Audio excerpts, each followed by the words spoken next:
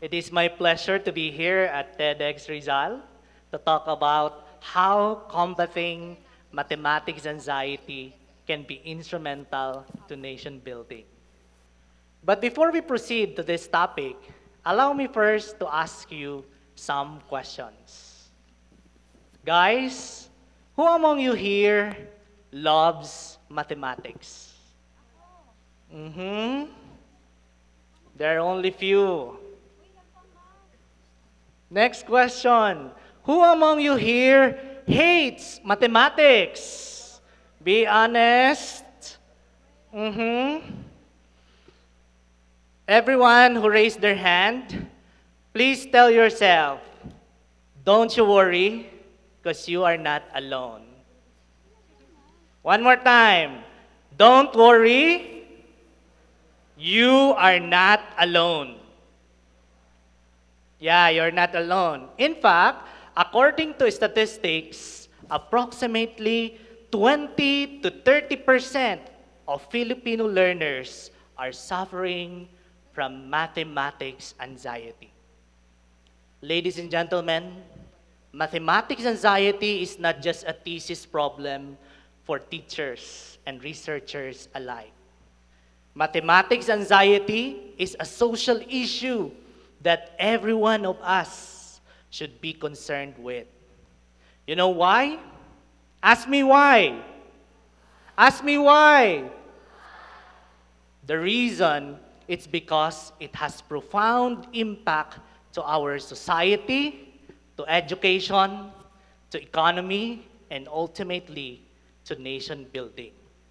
That is the main reason why for almost 8 years, ladies and gentlemen, since 2017, I have dedicated all my researches and scholarly works in our university into uncovering the mystery called mathematics anxiety. Mathematics anxiety affects millions, limiting potential and hindering natural or national development. But what exactly is mathematics anxiety?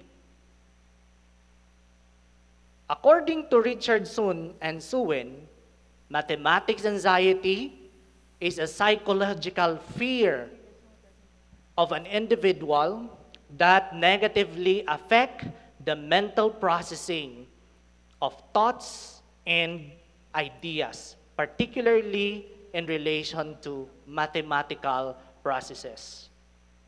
Tobias have coined mathematics anxiety as an educational epidemic.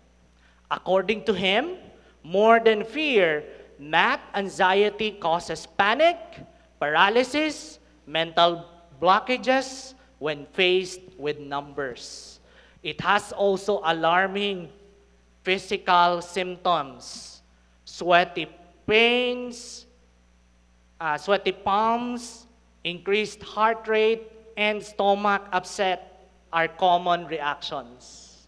Moreover, it has negative academic impact. Students avoid math classes, skip homework, or freeze during exams. Do you experience the same? According to TIMSS, or the Trends in International Mathematics and Science Studies, the Philippines, sad to say, is consistently ranked among the lowest performing countries in terms of mathematics proficiency. In my study in 2017, titled Math Anxiety Among STEM Students, published in International Journal of Higher Education, we have found out that STEM students, or those who are enrolled at science, technology, engineering, and mathematics strands, are suffering from high to very high mathematics anxiety, 77%. And 41% of them are poorly performing in pre-calculus, resulting to negative 0.61 correlation, which means that there is a negative relationship between mathematics anxiety, and performance. So even students in STEM tracks expected to perform well in math are actually suffering from significant mathematics anxiety, thereby affecting negatively their performance. But what are the causes of mathematics anxiety? One, the nature of math as a subject itself. I know all of you here will agree with me that mathematics as a subject matter contain topics that are somehow too abstract and difficult to understand, and sometimes intimidating. Students feel weak-hearted and at the sight of letters mixed with numbers. The confusion triggers anxiety when foundational skills are weak. Abstract concepts and symbols create cognitive leaps many students aren't prepared for, leading to anxiety and avoidance. Next cause is student factors. Mismatched expectations, poor study habits, lack of motivation, low self-confidence. Also, parental and cultural influences. Parental support gap, gender stereotypes, and social barriers. And we have also teaching methods and teacher attitudes to blame. Nagbulungan sila. Sino kaya yon? Traditional approaches, time pressure, student needs, and ineffective methods in teaching. And lastly, external pressures. Time-pressured tests, surprise quizzes, heavy homework, and fear of failure. These are the common cause of mathematics anxiety. If we will not be able to remediate mathematics anxiety, ladies and gentlemen, there would be a vicious cycle of so-called educational epidemic. Anxiety may cause poor performance, and when it is aggravated, it may result to negative attitudes towards math and ultimately total avoidance of math concepts and numbers. And it will negatively impact the career choices of the youth. Math anxiety may result to STEM avoidance and limited career options. Many capable students choose careers with fewer math requirements. Mag-i-enroll, sir, may math ba dyan? Creating a brain drain that undermines national development. And if we will not be able to solve this problem, there will be irreversible national consequences. There will be fewer STEM graduates, there will be innovation gap, and our global competitiveness and economic impact would be negatively affected. So how do we resolve this educational epidemic? Recommendation number 1, innovative teaching strategies. Educators, particularly mathematics teachers like me, may start considering teaching strategies that are non-traditional.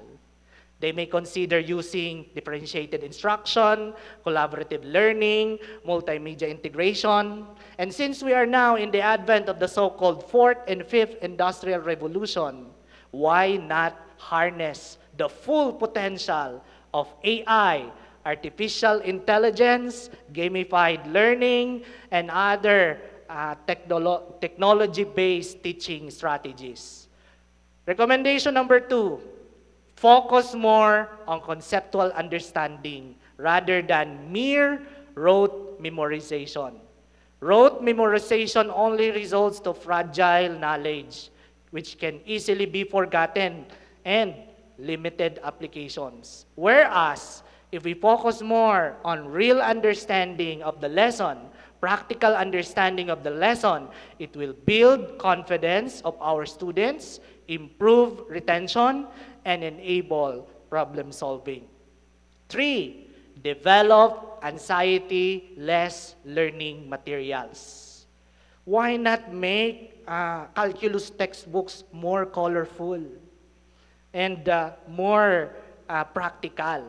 Especially designed learning materials can scaffold learning and build mastery incrementally, reducing anxiety through engaging, simplified content. And also, we have to promote growth mindset development. Every student should understand that math develops through effort and learning. Hindi sa lahat ng bagay, madali ang mga task sa math. And then number 5, this is very crucial, parental and community involvement.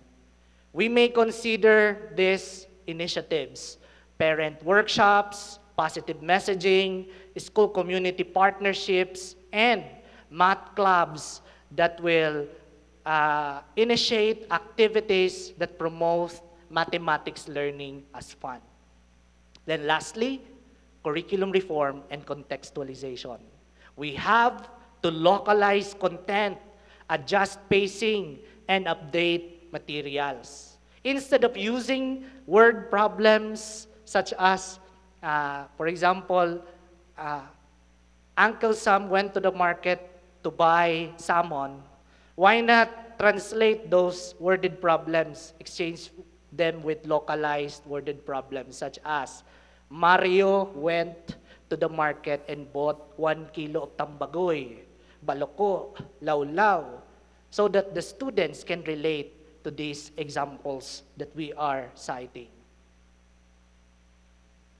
Ladies and gentlemen, progressive countries like Singapore, Japan, and the United States, they heavily invest in mathematics education. And look at the result.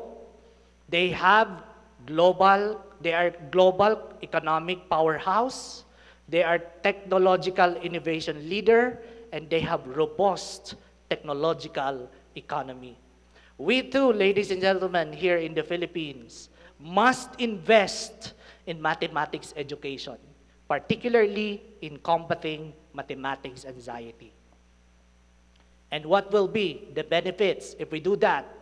There will be increased STEM graduates. There will be more engineers, scientists, and mathematicians that will fuel innovation and inventions. Economic growth, digital literacy, and inclusive education would be achieved.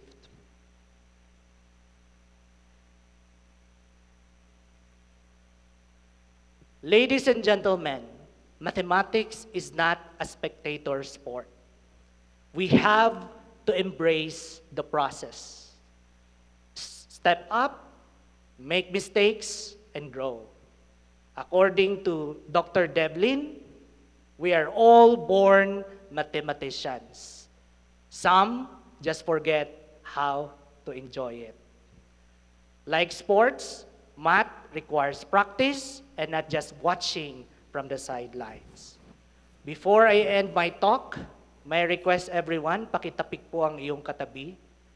Pakisabi sa kanya with emotions, mahalin mo naman. Mahalin mo naman ang math. Math anxiety is real but not invincible. By nurturing positive learning environments and transforming cultural attitudes, we can unleash the genius in every Filipino learner. Isang makasipnayang umaga po sa ating lahat.